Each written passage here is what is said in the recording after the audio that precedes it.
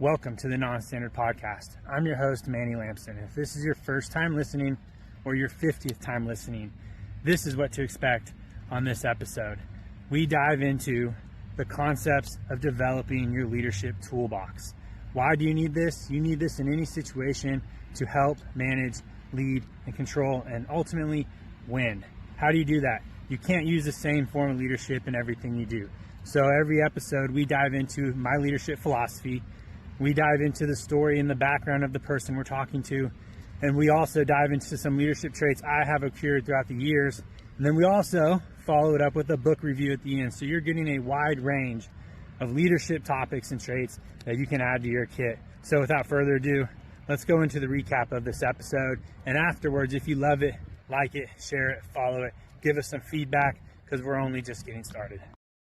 What's up, everybody? Welcome back to another episode of the Non-Standard Podcast. I'm your host, Manny Lampson, and on this episode, I'm joined with a gym brother.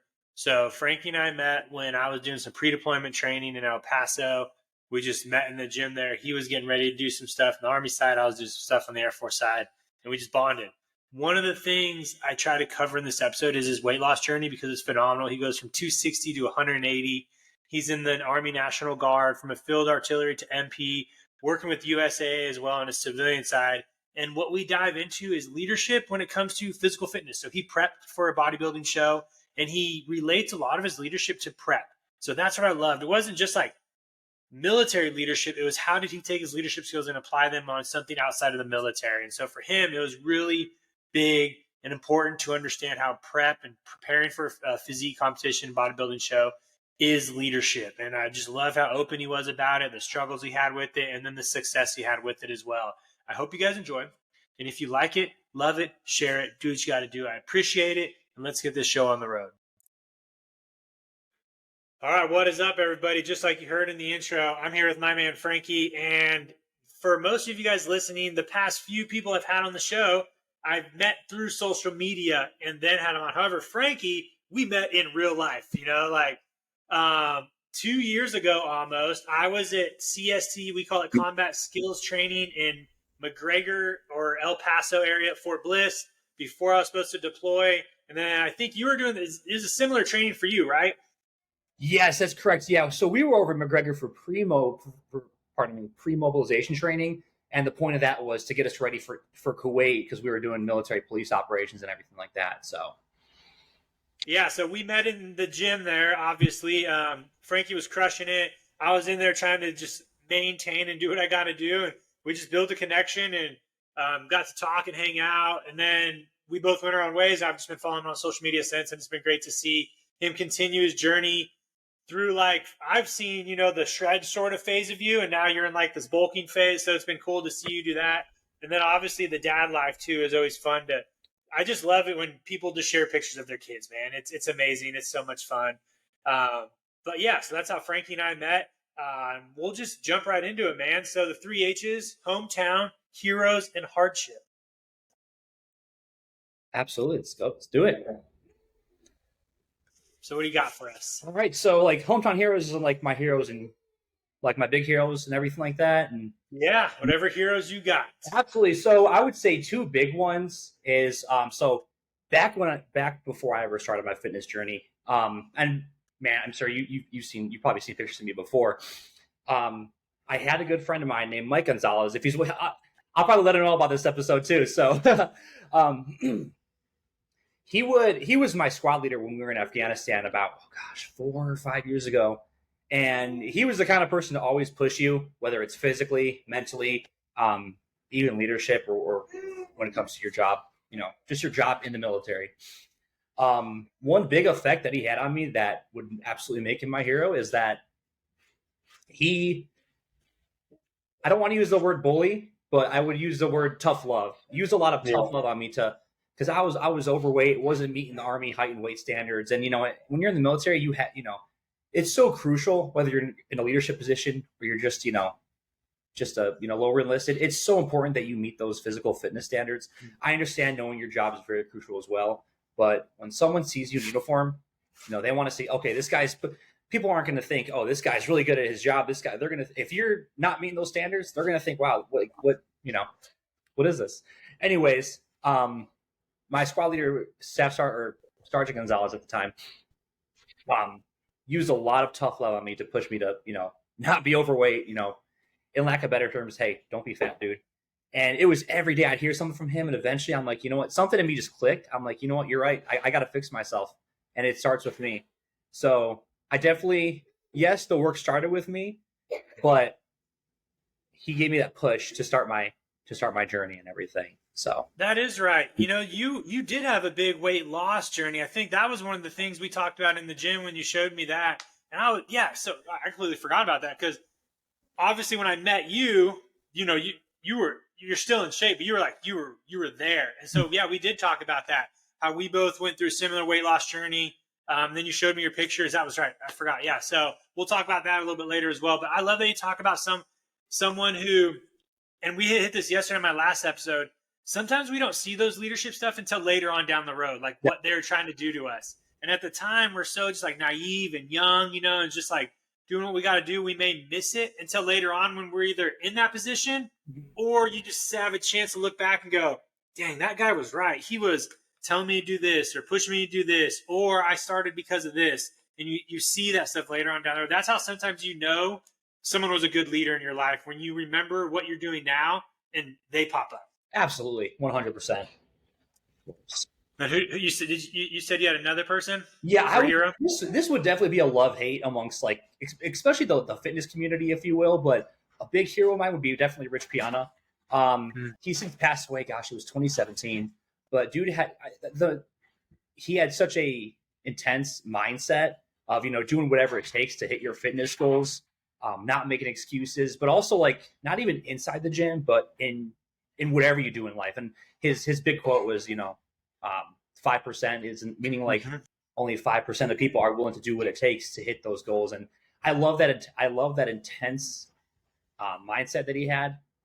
Like I said, whether it's in the gym, your business that you're running, or just anything in life, at work, anything, it applies to anything. That's why I think he's a huge, like I said, it's a love-hate amongst a lot of people with him, but I think he was a great, personally for me, in my opinion, definitely a great hero for me. Especially when it comes. Yeah, I remember that's what I was remembering is that 5%.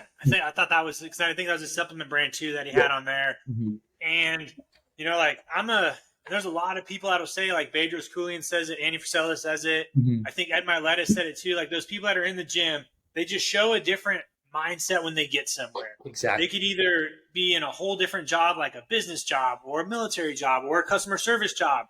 When you show up, somebody or your boss is going to look at you and go, this guy he has some drive, right? He's obviously working on himself. He's doing something outside of work that he's not getting paid for, right? Most of us that are in shape, who don't realize we're not doing this like for money. Like we're not getting paid. Like it's not our job to get in shape. Yes, in the military, we're held to a standard for PT, but obviously you can get very close to that standard and not be in shape. Mm-hmm. But we're not given any incentive really to stay in shape. It's for personal drive. And so when I meet people that are crushing it, like I've said on a couple videos before, like I will judge you by your appearance now. Right, absolutely. 3 years ago, I couldn't say that. You were in the same shoes. Like before, we couldn't say that because we weren't leading by example. Exactly. We were sort of like floating around, not the best in shape, but we weren't super out of shape. But I just couldn't tell somebody I'm going to judge you by how you look when I wasn't meeting it. Right. But now, the tables are flipped. Both of us have put in the work. Mm-hmm. We know what it's like to like really look good and crush it, to where we can look at somebody and go, hey, bro, I need you to like do something. Yeah, like fix yourself, man, Talk a better term. So, yeah, absolutely. Nice. Like I said, so where were you from? Where were you from, though, too? Yeah, so I'm from Cleveland, Ohio. I was born and raised there and lived there for from 97 to 2012. So roughly 14, 15 years-ish I was there for. And then we moved out to Arizona back in 2012. My mom moved us out here just for the nicer weather and everything. And, I love Cleveland, Ohio. Huge Browns fan, Indians, Cavaliers. It's a rough year every year with Cleveland sports. But I've been out here in Arizona ever since. I thought about moving back to Cleveland, but I just have so much established out here. There's honestly no, I have my family back home, granted, obviously, all my, cousins, relatives, and all that stuff. Mm-hmm. But just so much established out here. If I moved back there, it'd be hard to restart again. So. Yeah. Now, I will bring up one of your, I think, heroes that I see you post a lot is Captain America, right? Oh, the Captain. So, yup. Because early on, I think a couple years ago, when I think that was like, you always had that comparison. All those videos. So talk about that a little bit. Yeah, even with in the fitness community, there's a lot of nerds like myself that love Marvel, anime, all that good stuff. And even with Captain America, I think you could definitely relate, him from just a leadership standpoint, as well as a fitness standpoint too. Leadership standpoint, Steve Rogers, obviously he's a captain in the Army, so always wants to take care of his guys, make sure everyone's taken care of and everything. But not only that is even seeing his fitness transformation. Granted, he used the super serum in that, but it's really cool seeing his fitness, him using his physical fitness to accomplish the mission, but also using those, leadership traits as well to get everything done. So yeah, because I think in the Marvel world, Captain America was really the buff, right? There was Thor who came on a little bit later, but Thor was big. But Captain America was great because I think a lot of guys could relate to his physique. Mm-hmm. He was just that lean, but he was just, he was jacked, man. The boxing scene in his first Captain America movie. Chris Evans is just a great actor too, and I think a lot of us were used to Chris Evans not being big, and so then when he popped up at Captain America, we're just oh dang! Oh my gosh, this guy's huge! Yeah, yeah. Mm-hmm. Captain America is definitely one of my favorite too. Exactly, it's crazy. So, when you see interviews with the actual actor and the character in the movie, a lot of them, it's I think Chris Evans did an interview on how what did he say? He's glad that he's kind of done with all that, just because it's so in the Hollywood world, it's so taxing on your body to maintain that level of physical fitness and everything. But even then, it's still a huge inspiration to seeing how hard he worked just to get where he was. I love seeing actors just get jacked. Zac Efron is one of my man crushes from Baywatch. Dude, when he popped up in that movie, I was like, bro, who is this guy, dude? Because before, Zac Efron was not big.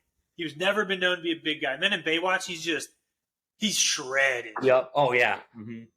And then you just hear those stories of how much work they're putting in.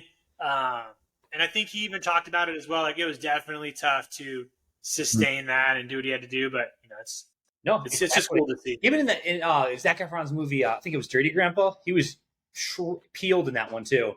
When he went on stage, yeah. So... Nice. But, so let's keep the ball rolling. We hit hometown. You got Ohio. Talk about your heroes, Cemencios, and then we talked about that. What hardships have you had, or have you so what have you had to go through? Yeah, absolutely. And I would say the biggest hardship would be, so I was married to my son's mom roughly, we were married for roughly 2 years, give or take. And then we divorced just because, the marriage didn't end on bad terms by any means at all. We still get along to this day. We co-parent great. I think that's super important, especially for the sake of your kids. I would say that was definitely a huge hardship of mine, given that, you're so used to having that support with you 24/7 versus, okay, now I got to do this on my own. Granted, we have split custody with our son, so it doesn't make it as hard. I'm fortunate enough to, she's very supportive of what I do and everything, and vice versa. But it was a huge hardship. I'm not going to lie. Just trying to find, when it comes to, like I said, going from that 24/7 care that we had for him and everything to, okay, I got to do this on my own. I need to figure out what I need to do with him when I go to work, when I go to the gym, or just like being there for him in general, and trying to play. I don't want to say playing a mom role for him, but having to play kind of two roles for him, because at the end of the day, they need a mom and a dad in their lives. Yeah. So how is that with talking about some leadership stuff? How is that working with your leadership and your command and those people? Were you open about it, or were you just trying to get by? What were some stuff that other people may listening, if they happen to go through the same thing or they're struggling with this, what helped you get through that?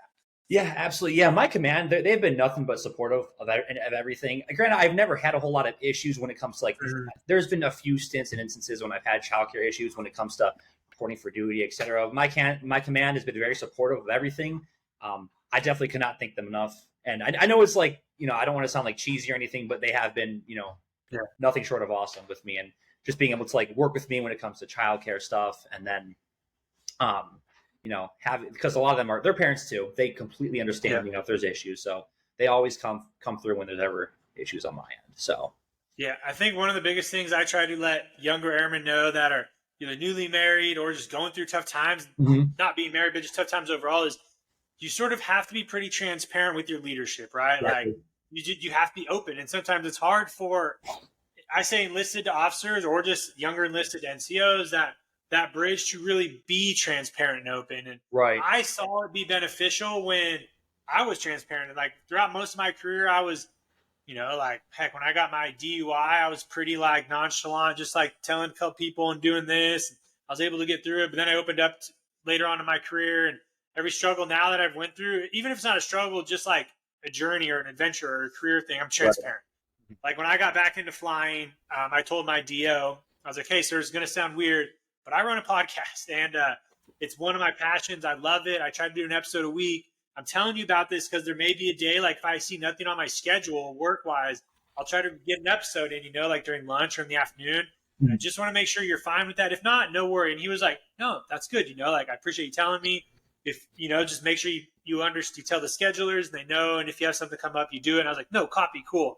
And it was just really reassuring to be like, most of the time they're going to appreciate you telling them. They're not going to like yell at you or tell you no. They want you to be open. Mm-hmm. And I think a lot of the military, in general has gone away from that, that old school mindset back then. Like the mission comes first, you can't, the military has done a really good job at kind of like swaying away from that mentality. Obviously, yes, there's times where, yes, the mission does come first, but, leadership has, and so firsthand, it's improved dramatically over the last, 20, 30 years. So. Yeah, absolutely. That is true. Now that we're not like, I say, in a time of war, right? Where exactly we're doing these crazy rotations, we're doing this. Leadership has definitely been able to sit back and go, hey, let's like give these people their time. If they want to do something, go do it.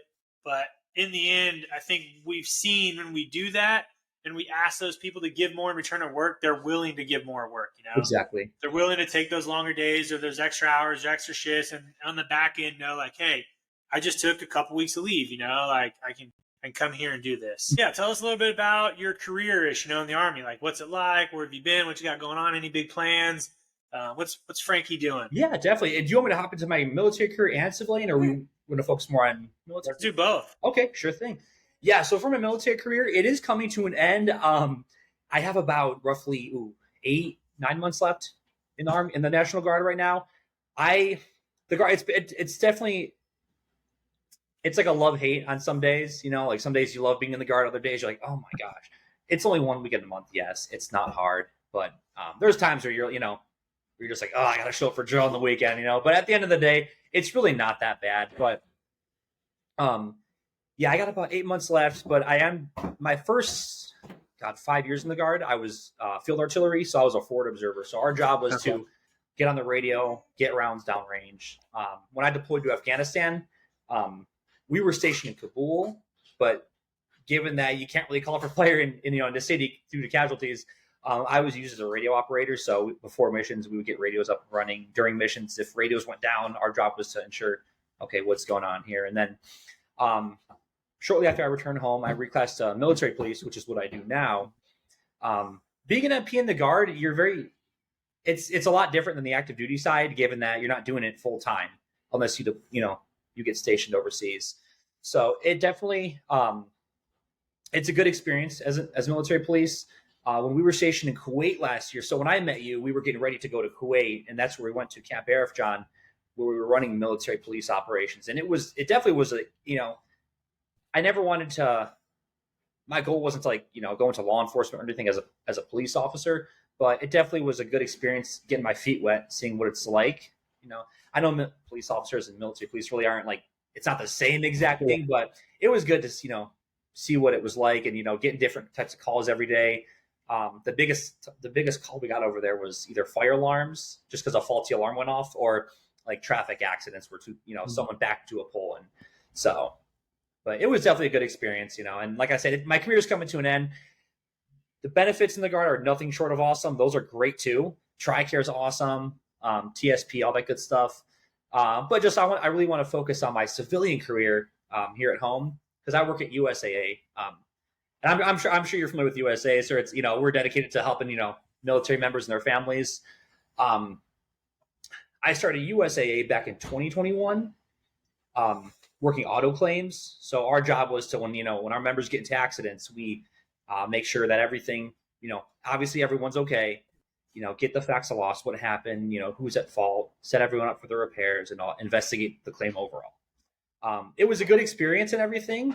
I did that for about 3 years, and then I just felt like I wanted to do a different realm within the company, so I switched over to armed security now with them and everything. So that in itself, I actually just started that job 3 weeks ago, roughly, and it's been awesome because I've been able to use my skills from the military to work it into armed security as well. Because there's working in armed security, we always have to make sure we're in charge of hundreds of employees and making sure their safety and well-being is okay.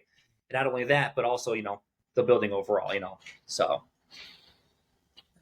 does the Guard do like a skill bridge? I don't know if you're familiar with that term that we have in the Air Force. Mm-hmm. It's like before you're getting out, you can stay in but start like working for another job. I don't know if it's different with the Guard since you're not like working full time, but do they offer any benefits for you to get ready for your job, or is it just like you're a Guard, go find your civilian job, and then do what you do? Yeah, so in the Guard, they do have similar resources to that. Like at our where we go to drill at, they have resources where you can there's what's the proper word for it? There's liaisons that will help you find a career and everything. Because the Guard, you're still a civilian. You're just doing it 1 week a month versus active duty, where when you transition out, it's a whole. You're in the civilian world. In the Guard, there's resources where they can help you find a job. While going to drill at the same time. So working for USA, I'm always curious on what civilian jobs are like since I've really never done anything since I've graduated high school besides military. Sure.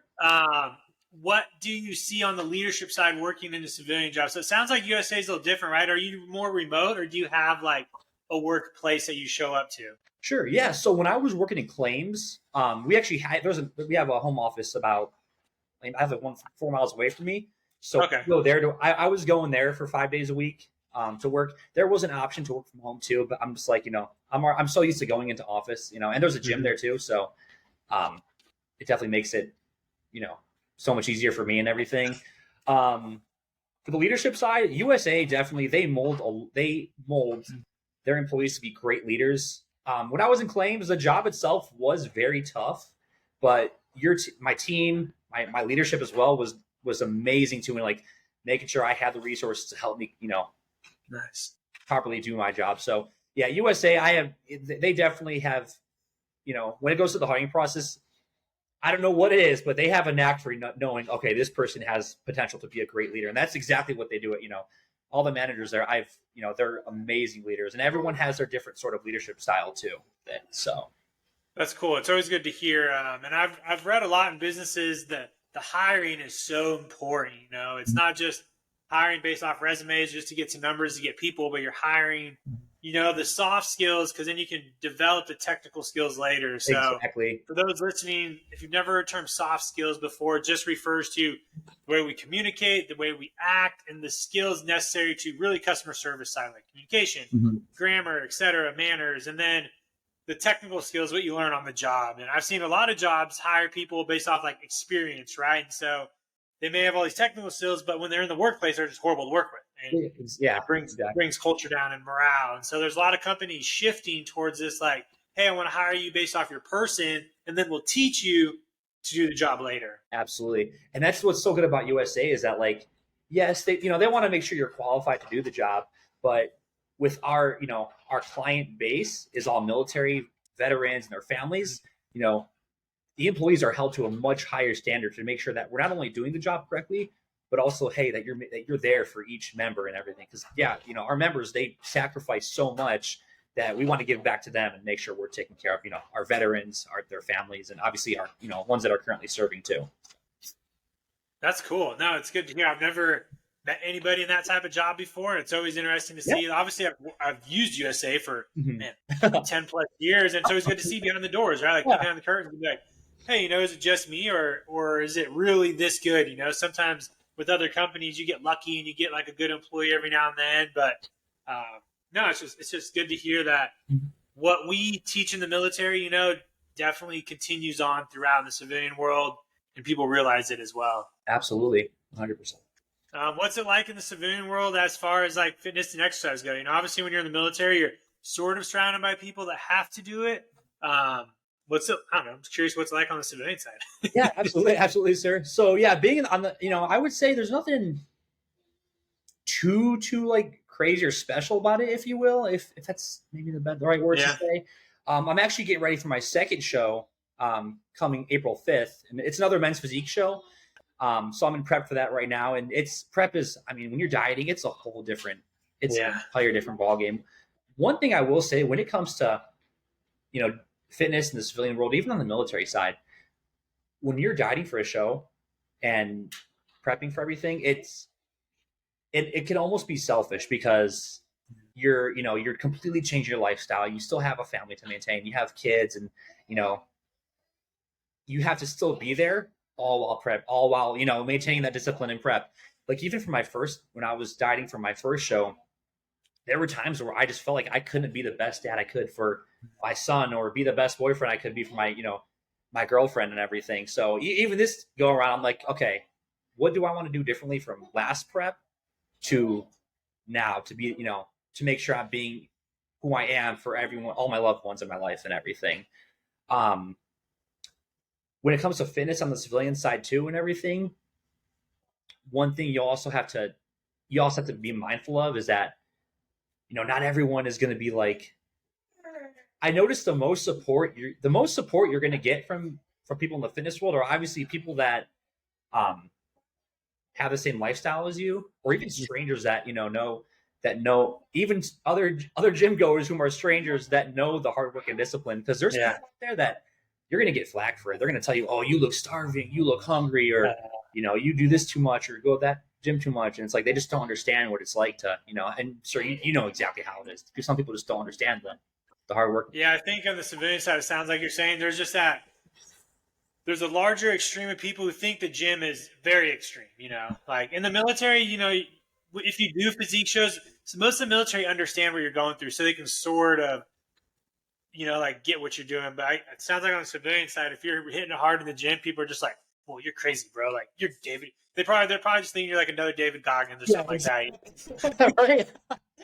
Exactly. Usually it's more so on Instagram. The most hate you'll get is from just random people that, or even like people that don't share that lifestyle with you, or don't understand what it's like, and they're just gonna give you flack. All you do is take it with a grain of salt, move on. So this will tie perfect into my leadership philosophy that I have with something you just said a little bit ago. So for those listening, and if you listened before, every episode I discuss my leadership philosophy, and my leadership philosophy I use to structure everything in my life now. All the goals I do, the way I wake up, everything I do, it ties back to these 4 things. And if I'm doing something that don't add to it, I kick it out, right? Like with most things in life, if it doesn't help you financially, spiritually, or whatever, get rid of it. So my 4 in order are: lead by example in all you do. To be selfless, you have to be selfish. To build relationships based off trust and care, and then challenge the road in front of you, getting comfortable, being uncomfortable. And I'll start with the selfish one, because you sort of hit it. You were talking about, hey, like a physique show is very selfish, right? Like you got to fine tune everything. And I've met a lot of people, and we have a lot of friends that have done shows, and they say during the peak season, that shred down right before, they're either hangry or they're grouchy, or they're doing this. And but I want people to realize when I say this, the selfish part, it helps you be more selfless because you're more aware of what's going on around you. You're more keen. You're more just available. So talk about that throughout. I want you to tie in your weight loss journey, because I want people to know how you started, what you did, and how that was sort of being selfish, right? To be selfless in the Army. So talk about your weight loss journey, how that sort of ties into all that. Yeah, absolutely. So I started my weight loss journey. Gosh, it was towards the end of 2020, give or take. it just started with making simple changes that people just overthink like crazy. Just drinking more water.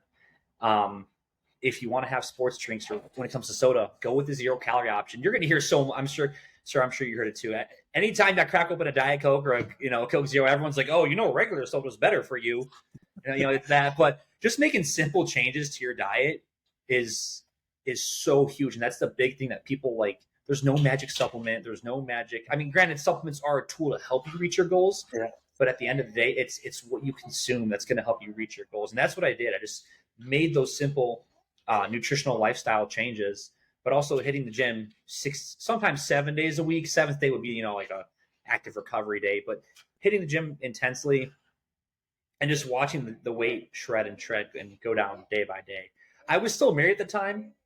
So I wasn't like eating or, I wasn't training like I've done for like my prep and everything. So I was, I was still able to be, a husband to my wife at the time, and then a father to my son and everything. But I still had to have that discipline to make sure I'm still reaching my goals too. So yeah. So tell us how much did you lose? What were you at? What'd you get down to? Like, give us the numbers, man. Yeah, absolutely. I started out at 260 pounds, and it just, when you're at that weight, your joints hurt. You're not the person you want to be for everyone in your life. And it's like prep almost, but in a much different way. It affects everything in your life. How your intimacy in marriage, your being a parent and everything, being a husband to your spouse. But it took about a good 6 to 8 months to finally hit my goal. It wasn't my goal weight, but a weight that I felt comfortable at 180 pounds. And then I'm like, okay, let's start taking this to the next level. Let's start, hitting the weights even heavier. Now I'm putting on some size. So I eventually got up to like 190, 195. It's not a whole lot of weight, but I've just been maintaining that weight roughly for the last, 2.5 years since then. And then that's where I was then. And then a good friend of mine who competes in shows and everything, I reached out to her in regards to like, hey, I want to eventually step on stage one day. So she referred me to a coach, and I got in touch with him. And that's when I was like, okay, I want to take this to the entire next level and step on stage and see what it's like if I have what it takes to, take my nutrition and train to a much more intense level. And that's when I got into my prep. And I started my prep at about 205 roughly. And then it was about a 3-month prep where I finally shredded down all the way down to, I think my show day weight was 170 pounds. And like I said, it wasn't like a 170, like, oh, just an average, Joe Schmo 170. It was, you are diced to the socks 170. And like, you are like, everything is lean. So, and it's kind of like ironic too. Like, yes, you look healthy. You look very healthy. You look great in everything, but you don't feel that way. You feel like an absolute zombie. And it's a bit of an oxymoron, but even that affects your intimacy and, who you are. Yeah. Like I said earlier, who you are as a parent, as a spouse or a boyfriend, et cetera, whatever it is. So, but those are really the big numbers there when it came to my journey and everything. So. How do you think that helped you, within your military and move on with your life? Do you, like, hypothetically, where would you be here today if you were there? What'd you see change besides just the physical transformation? Sure. I think one thing I saw change was just like, not only a physical transformation, but like a mindset transformation as well. Like, okay, I know what what it takes to have that discipline to say no to people when they're like, hey, you want to have a beer? You want to, eat this or that?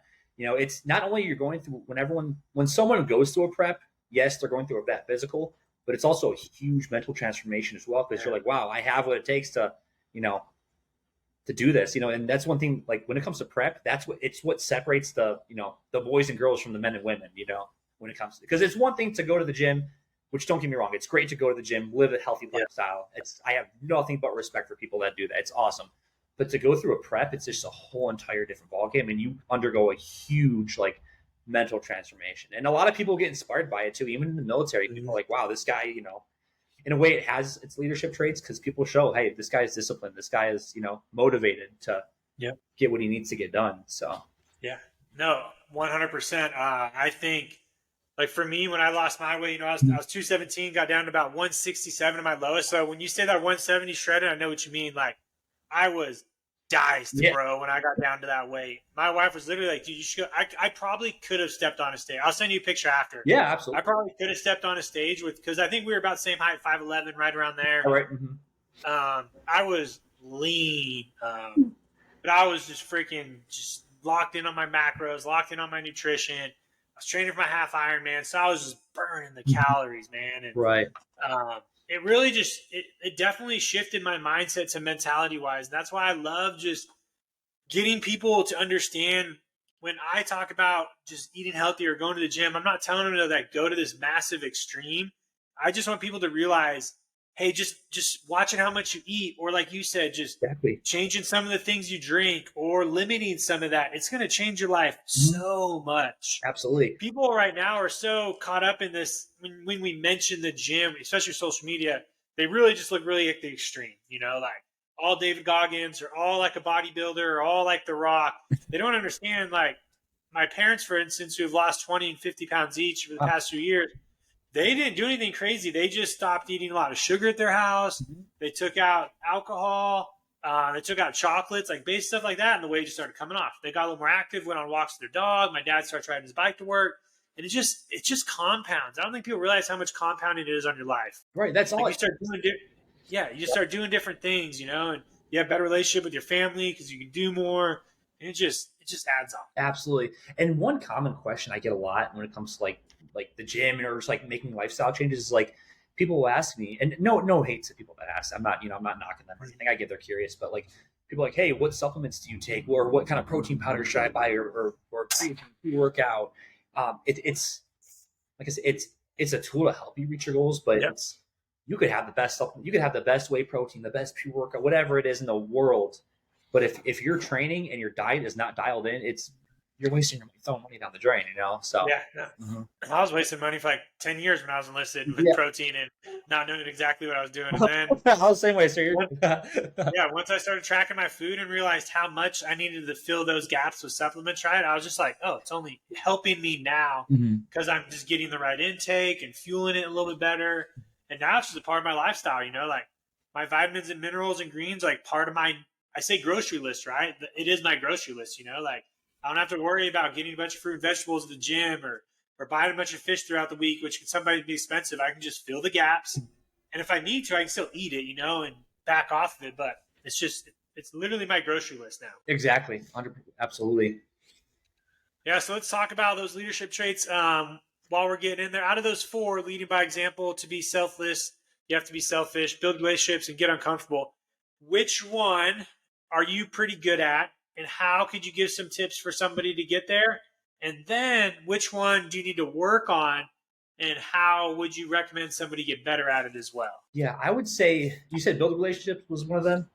Building relationships based off trust and care. I think building relationships based off trust and care is huge, just because, it's always good to build a network, whether it's, in the gym or at work when you're trying to hit your goals, because having that good support system is, you don't, let me rephrase that. You don't necessarily need a support system, but there's nothing wrong with having one. It's not going to hurt you. It's so important. I think personally, it's good to surround yourself with people that will support you, no matter, like my girlfriend, my friends, they're nothing but supportive of everything I do in the gym and everything. And they also go to the gym too. So having a good support system, but also, meeting new people too, to, build that support and all that stuff to help you reach your goals and, all that good stuff. So, I think most people don't understand when we talk about relationships, they think it's with the people they already know. Right. But for me, it's a challenge to get to know new people. And for me, like, I don't have to get to know these people with a mindset of how are they going to help me with my career. I just want to get to know people. Like, I go to the grocery store and I know like 5 of the clerks there by name. And the only reason I know them by name, they're like, I know Connor, I know Ash, I know a couple other people. They know me. And the only reason I know is because when I go check out, I look at their name tag and I go, hey, Ash, how's your day? Right. Most people, I keep it pretty simple. Like the girl I know, her name's Ash. I just thought I was like, hey, Ash, you have a pretty common name. Like, why is it Ash? And her joke is, oh, my mom fell asleep when she named me. It was supposed to be Ashley. Oh my God. That's like her joke. Awesome. And I was like, oh, it's pretty funny. And then Connor, we know, because my son's name is Connor, and he follows me on Instagram now. And people don't realize when I talk about relationships is to get to know people is the challenge part. Yes, you can get good relationships with the people you already know, but to really see the benefit of it, get to know new people. You know, like sometimes for me is, hey, if I'm really looking to up my game, my goal is to go meet somebody new every day. Right. And that's why I'll go to the grocery store, at the gym. And it's as simple as nice shoes when I'm at the gym, you know, or, hey, you know, like nice job at that workout. That's simple. And then later on it builds up, right? I compound my relationship with them. Like, hey, what's your name? You know, then it sort of grows from there. And then I've realized like, oh, what do you do? Oh, you do construction. Oh, well, next time I'm looking for somebody in construction, you know, I'll reach out to you. Mm-hmm. And so that's where I usually challenge people on the relationship thing is go find somebody new outside of your niche, right? And then see how they impact your life later on down the road. Exactly. I agree. Absolutely, sir. Which one do you think sounds a little bit tough for you right now? And how would you go about trying to get better at it? Yeah, I don't think it was mentioned, but I still want to just go over it too. I think for me, I apologize, my son in the background.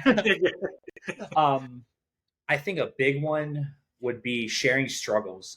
And what I mean by that is like, you know, we're so focused on like trying to look perfect for, you know, social media or the Instagram, you know, having the best pictures and everything.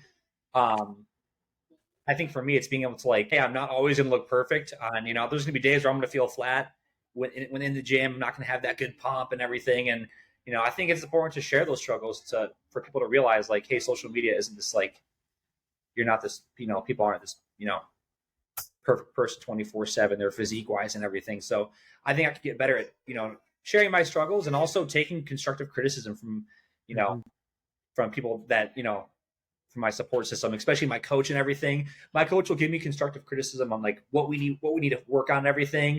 And I'm like, oh dang, I'm like, you know, you get upset, but at the same time, it's like, okay, this is to better me. This is to make me, you know, a better competitor when it comes to time for my show day and everything. So.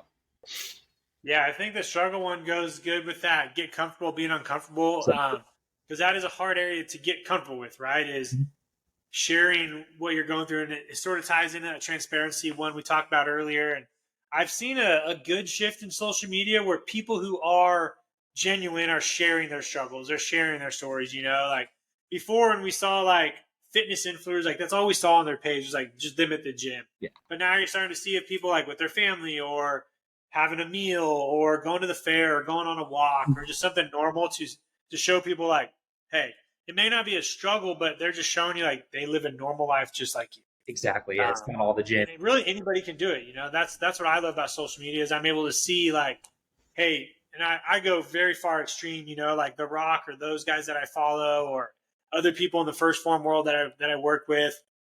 I can be like, oh, this guy wakes up around the same time I do, so he's not doing anything different. Or he's got 2 kids. Oh, here's him going to the zoo or something like that. Okay, so he's not, you know, like just doing first form. He's doing other things. But how do I take that time that I have and get to where he's at? And that helps me look at like, if we're waking up at the same time, but he's this far ahead, what is he doing with that time? Right. And I sort of allow myself to, okay, maybe it's not the struggles I need to see from them. It's really me. I need to look at what I'm doing to get there. Agreed. Yeah. What other traits did you have on that list that caught your eye or that you've seen before in the past, some of the people you work with? Or yeah, let me see what I have on the list here. I think it's also important to, you know, I know I mentioned sharing struggles, but sharing your wins too. You know, don't be cocky or anything, but be humble about your wins. You know, be proud of what you've done. You know, whether it's running Ironman, competing in a bodybuilding show, or running a marathon, a half marathon, etc. You know, share those wins. You know, show people what you're made of and, you know, what you're capable of and what they can even be capable of too. Like if you would have asked me back in 2019, if hey, would you ever step on stage for a bodybuilding show? I'd been like hell no, you know? So just to be able to like, you know, yeah, I got second place in my show, but to show people, hey, I came from this to stepping on stage, having that confidence. I think, you know, I think it's so important for people to share their wins because you can inspire other people, even if you're, you know, motivating even if I'm motivating one person, you know, to share my wins with, hey, that's great. It's one person that's, you know, that also wants to better themselves in whatever way it may be. Yeah, I think there's a lot more people watching us than we think when we share our wins. Exactly. Even though we may not get like the gratification, right? Or like not everybody's messaging us every time we share like a show or doing a competition, but we know you just have to know they're watching. Right. And so to share your wins, like you said, that's why I love, sharing my, journey and share my pictures. Cause I know if I only share like one win a year, right? Mm-hmm. There's 364 days where someone may not see that win. So they may not know what they can do. But when I share every week on Wednesday my progress pictures or every Saturday my ruck, or I know one Saturday someone's going to see it. I may have missed the other ones. But like, oh, maybe I can do that, or maybe if he can go ruck, maybe I can just start walking or something like that. And it inspires him just. And what people want to see is a consistency too, most people will see people start to lose weight, like the New Year's resolutions or something like that, but they don't see them finish. And I'm pretty sure you went through part of that of your journey where you started and you're like, man, where's like the support of me getting on this journey, like I'm 2 weeks in, but nobody's like, hey, good job, Frank. Keep it up, man. It's like, no, I absolutely agree. And even when you share your wins, the unfortunate truth is, or the sad truth of it is like, you're going to get people that are going to hate on you for that too. Yeah. There's going to be, I know the word is haters, but there's going to be haters out there that are going to hate you for that. Like, oh, you're too obsessed with that, or you just gotta, like whatever, screw off, so. Yeah. And I think one of the things that was hard for me when I started my journey was, I don't know if you've ever heard of the 30-60-90 rule. It applies to like compounding effect. So I look at it as we'll just use like a weight loss journey, right? Mm-hmm. The first 30 days, you're going to see some results. So you're building the consistency. 60 days, you see results. 90 days, they see the results. And you sort of like, you can compound that in life. When I started losing my weight, I remember looking at my wife, go, hey, babe, like I've lost like 15 pounds, but I'm not getting the people to reach out to me to start their journey, as a fitness coach, like, why not? And then I started doing it more and more. And then around like 90 days, 3 months is when I really started seeing people like, hey, good job, keep it up. And at first I was like, man, where were you guys like 90 days ago when I started this? Exactly. What I found was society is so used to people starting and failing journeys. That's what people are waiting for. They're waiting for you to like quit or stop. Yep, they got their eye. They're not waiting for you to keep going. And so it's like, it shocks them when you keep going and you keep going and you keep going. Then after a while, they just give up and they're like, dude, Manny, like I've been watching you the past like year. You've been crushing it. And I'm like, you're just now telling me that? Like, no crap, dude. I've been grinding all year long. Like, what took you so long? And it's because they don't think you're going to be doing it. And then they reach out to you for advice. Like, hey, how do I do this? Or how do Yeah. And that's why it's important to share those small victories, but then also the struggles too. Like, hey guys, like I overate, the past few days because of holiday season, right? But here's what I'm doing now until New Year's. I'm going to lock it back in. I'm going to get ready so that when the time comes, we hit the ground running. Right. And that's one thing I had to do with my coach too, because I have a coach and she holds me accountable, has a meal plan set for me for this upcoming show. I told her, I'm like, hey, I messed up Christmas Eve, Christmas Day. I binge ate those 2 days. I had to submit my progress photo, my physique, because we do physique updates once a week. I'll send them to her email. And I wasn't proud of them at all. I had an 8-9 pound weight gain. A lot of it was water weight, so it's easy to just kill off. But, hey, I had to share the struggles with her. I had to hold myself accountable because, when you lie to your coach, you're not cheating your coach, you're cheating yourself. So because it just compounds. Those little things are going to compound when you start your prep and get down the road, and it just all adds up. And so you did talk about the feedback part, which is huge. I think one of the things I always talk about on my shows is how important debriefs are or feedback sessions throughout any part of your life, because we're only going to learn one, if we make mistakes, right? But two, from other people, because they see a lot more of what we're doing. And so for those listening, if you're in a job where I bring up the civilian side, maybe there's not as much midterm feedbacks like we do in the military or quarterly feedbacks. I highly recommend people out there go to your supervisors or go to your bosses or your peers. Be like, hey, man, what have you noticed the past 3 months? What can I do better at? Or give somebody else feedback and you guys hold each other accountable. Is it like that in your USA job? Do you guys have like those, I guess, feedback sessions or?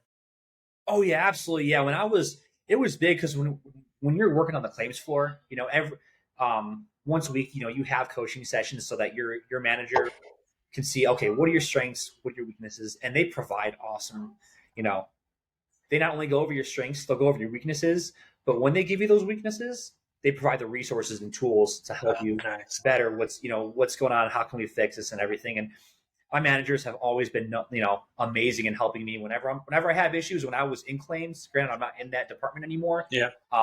When I was in that department, if there was any weakness, like I said, they provide those resources to help me fix those or any training scars I may have, but also they'd be there for me too to help me fix whatever I need to get done too. So that's good to hear. And then for those listening that are in the military, what I recommend for you on both sides, if you're the subordinate right, or the new guy, ask for feedback.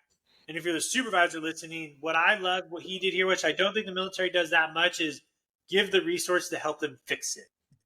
Most supervisors that I've seen in the military, when they give feedback, they just tell you what you did wrong, right? They're like, hey, you didn't follow the TO here, or you're not meeting your standards here. Go do it. And you're just like, yeah. Well, I'm just going to do the same thing, so I don't know what to do. Exactly.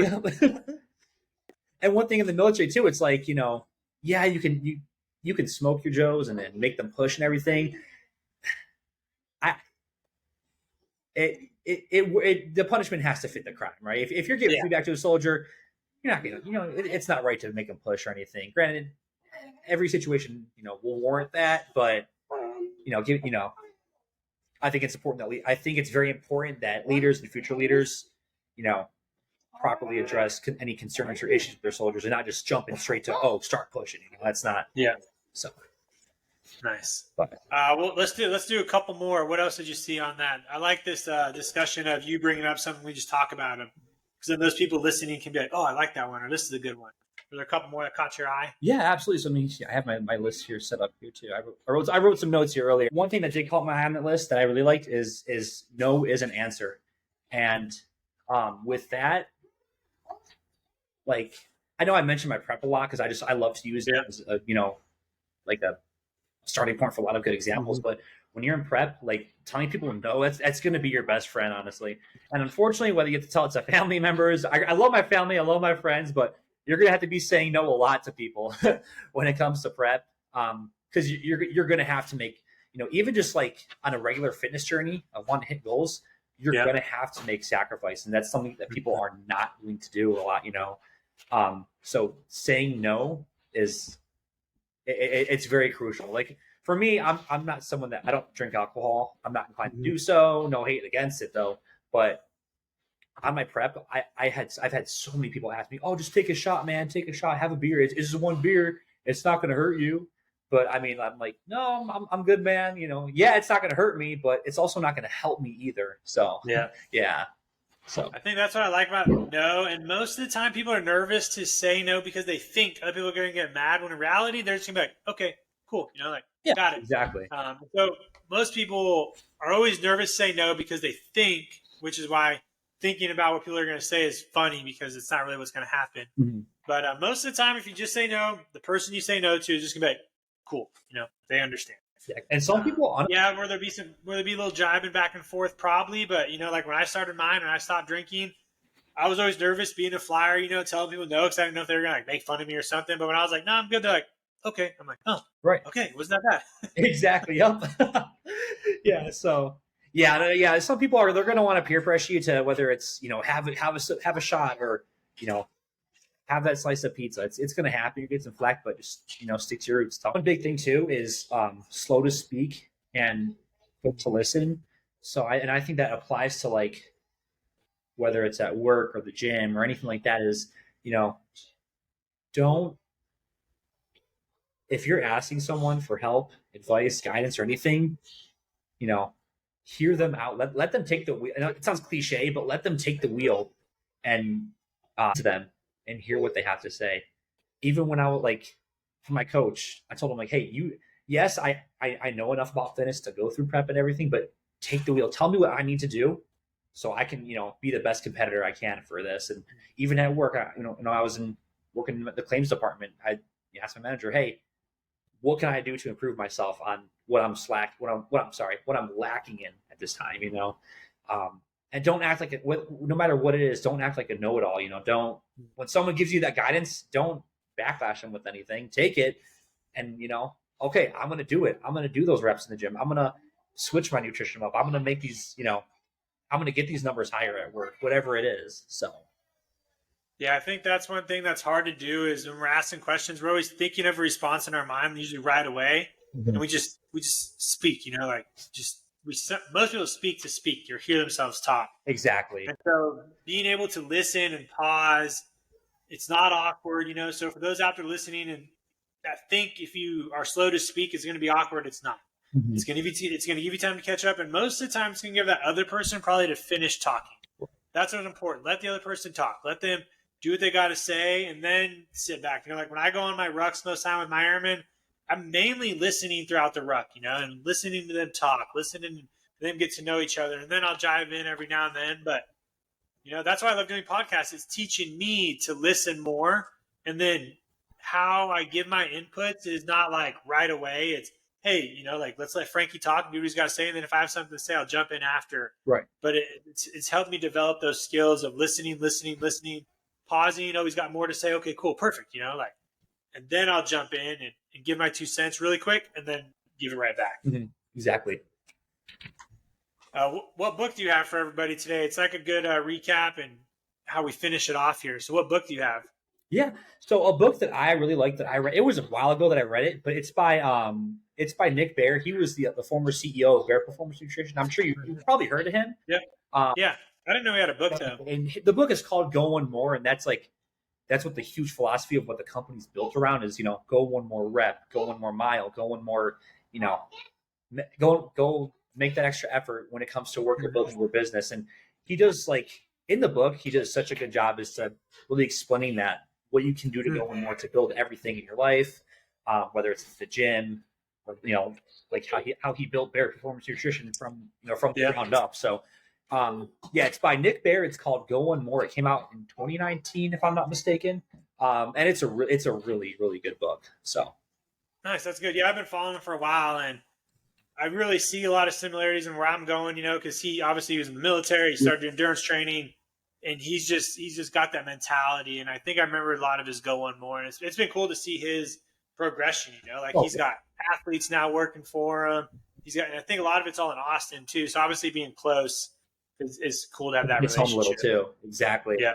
So nice. Yeah. The book I brought, it's called Wild at Heart. It's called Discovering the Secret of a Man's Soul by John Eldridge. It's a really good book on being a good father, masculinity, but he ties a lot of it back to, the faith side of it, Jesus and the Father and what he designed men to do and their adventure seeking will that we have. And so I'm reading it right now and I'm powering through it. It's a really good book.